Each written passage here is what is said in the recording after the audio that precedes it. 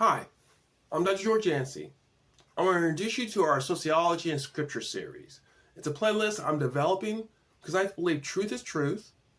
I think there's truth in the social sciences. The ultimate truth is in the scriptures.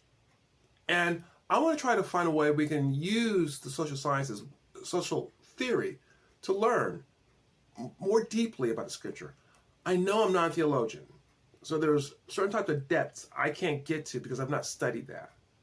But I still believe that we could apply what we know in the social sciences in ways to give us additional insight into the scripture. I'm in a unique position to do this, being a Christian who's serious about his faith, being a scholar who's serious about his scholarship.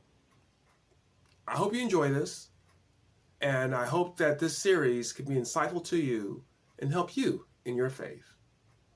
Hi, I'm Dr. George Yancey. Let's share some paradigms.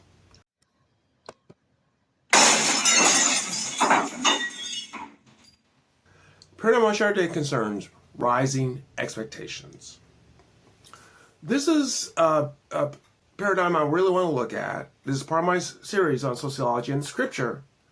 And I want to look at the theory of rising expectations, what it has to teach us, how to really reorder our thought lives, our expectations, in ways where we are not doing damage to ourselves and to others. So, in the United States, we have stratification by class. Some people have a lot of money, some people don't have as much money. However, on a global sense, even the poor in the United States are quite wealthy. Now, this does not stop the poor in the United States from demanding more. And I'm not saying that, since we have resources that we shouldn't give more, but does this set us up for ways that, for mentality that is not healthy? And here's where I want to go to the theory of rising expectations. So let me go into that theory. Sometimes I like to go into scripture first, but let me go into that theory first, and then I want to go to the scripture that's relevant. Rising expectations goes something like this. When people are extremely poor and there's little expectation that they could be better off, they tend to develop a fatalism, so they accept their fate. However, if you give those poor people a little something so they have hope, and then take it away, that's when you get revolution. Revolutions happen because of expectations, not because of poverty, not because of abject poverty. If you keep people in abject poverty, they don't revolt. They come to accept where they're at. You give them a little something, and then they revolt. We've seen this in places like the Soviet Union was a great example. For decades, even if it's not economic absolute poverty, it was a poverty of rights. And then when they gave the people in the Soviet Union a few rights and tried to take them away, that's when you had the revolt. And the Soviet Union eventually falling apart and becoming Russia. There's other examples, but that's just one example off the top of my head. That's rising expectations.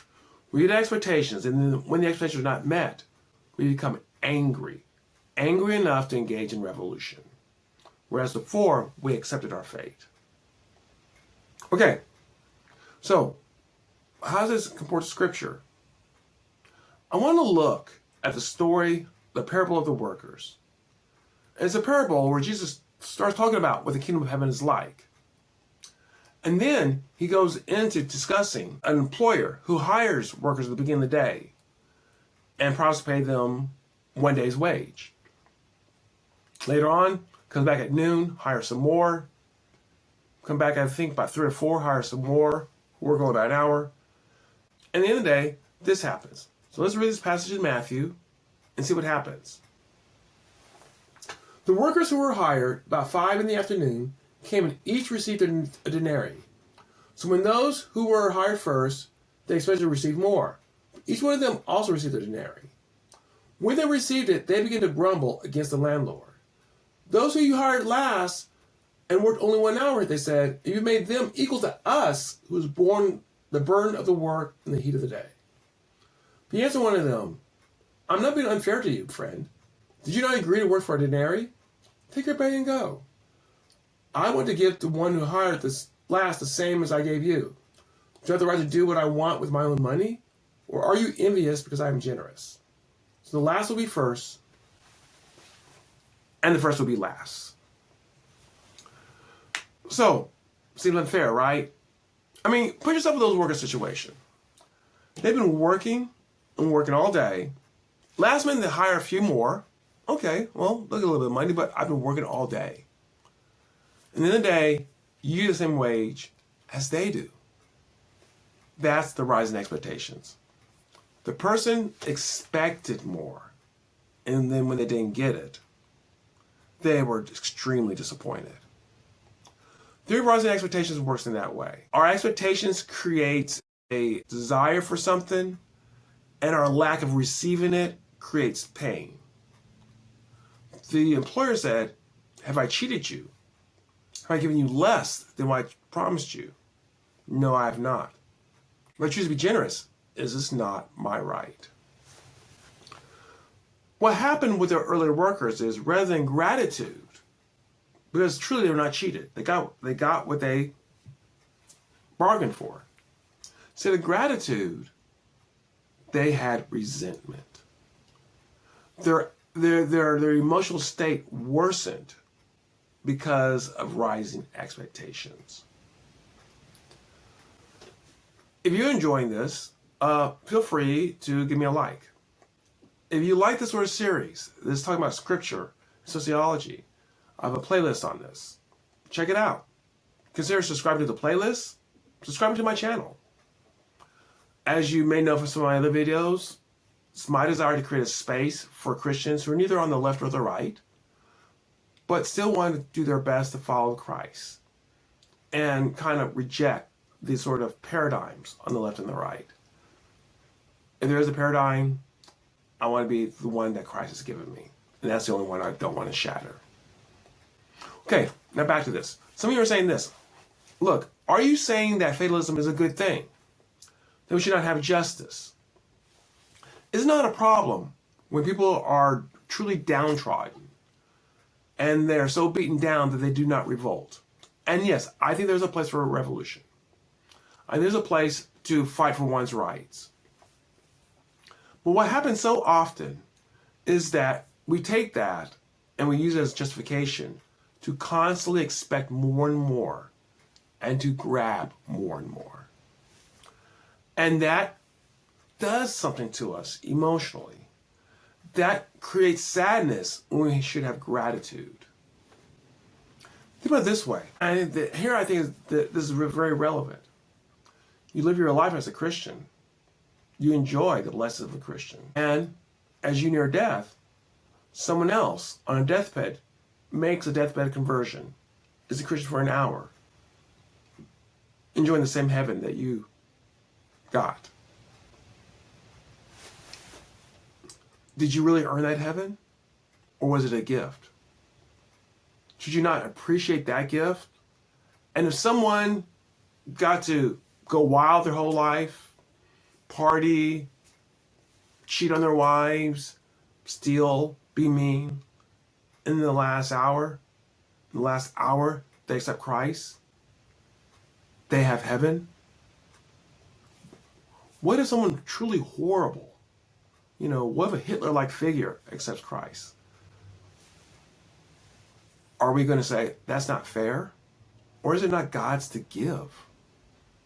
You see, what happens is we start thinking, that's not fair, instead of appreciating the gift that we have. And we also neglect that person who lived their life away from God, lived their life away from God. You see, I'm not a Christian to go to heaven. I mean, I expect to, I hope to, and it'll be glorious. I'm a Christian because being a Christian gives me purpose and meaning and a joy that I don't get otherwise. So why I'm going to resent someone else getting to go where I get to go because they only did it for an hour? Is it appreciating what I got to enjoy in my life? The workers could have said, you know what? That person, yeah, they got the same amount of money. I feel better because I know I fully earned it. And yes, it was hard, and yeah, maybe they got to rest a little bit more and that sort of thing. But I feel better about it. I don't have to begrudge them. Let them feel whatever they want to feel. Let me find joy in my work, in living out the life that I believe Christ wants me to live out. Resentment eats away at us, creates depression. Ingratitude is one of the sickest emotions we can have. Once again, if there's true injustice, we shouldn't be encouraging people to fight it. This is not to say, but this was not a situation this was not an unjust situation. The boss paid the workers what the boss said that he would pay the workers. We sometimes, do we not, seek out situations to call them unjust because we don't like them, because we feel that we've been gypped, if you will.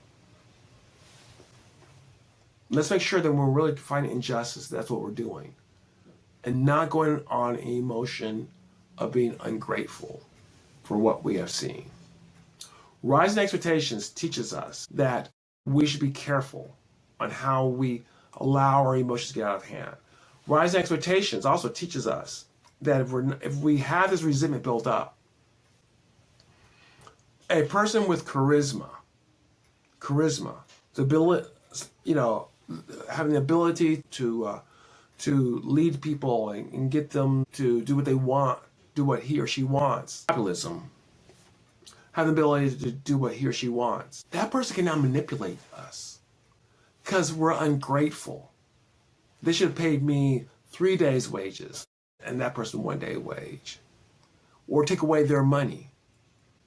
That's where this resentment allows us to be misled into directions that we don't want to go. So we have to be very careful about this rise in expectations and what it can do to us, and how it can hamper us, and how it can make us vulnerable to be misled. What's the key to rising expectations? How can we make sure that we're not misled, that we're not misused in this way? And what I would tell you is, the key is simply this: appreciate what you've already gotten. Rising expectations happens because we do comparisons. Compare ourselves to others or a situation. Now, rising expectations, when it's good, when it's useful, is when there is a situation that's unjust, and we are trying to remedy that situation that's unjust. That's why sometimes this sort of fatalism is a problem. But when it's not an unjust situation, when it's about, I want more, and I think I deserve more, I expect more, my expectations are rising, when it becomes that, this is when those expectations become poisonous to our spirit, to our emotions, to our soul. And that's what we must fight against. We must fight against this sort of expectations that leads us astray, leads us towards a jealousy, towards a resentment that is not godly and not about justice. So what I would say is, next time you feel this sort of jealousy, you think someone's getting something they don't deserve, ask this question: is this about justice? Is this person cheating the system? Is this person who is wrong? Have you been lied to? Is this truly a situation of justice in which we should act? Or is this a situation where you expected something that wasn't promised to you? Expected something that you don't have a right to deserve or to demand, and you didn't get it. And it is about your jealousy, your resentment, instead of what's right and what's wrong. Just something to think about. Something to think about, hopefully, as we pull some of these sociological theories together and think about some of the truth behind them and how they illuminate the truth behind the gospel. Well, I hope you enjoyed this. I hope you enjoyed this little quasi-sociology lesson with the gospel. And like I said, I have a whole series, and please check out some other videos on sociology and scripture series. And please come back, because I have some more of these videos coming up. So please come back we can shatter some more paradigms.